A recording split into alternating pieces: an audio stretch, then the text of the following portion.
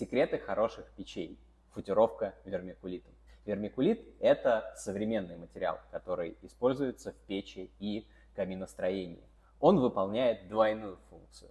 Первая заключается в том, что он защищает чугунную или стальную топку от прогара и используется внутри в качестве футировки. Вторая функция заключается в том, что вермикулит отражает тепло внутрь камеры сгорания и увеличивает таким образом коэффициент полезного действия.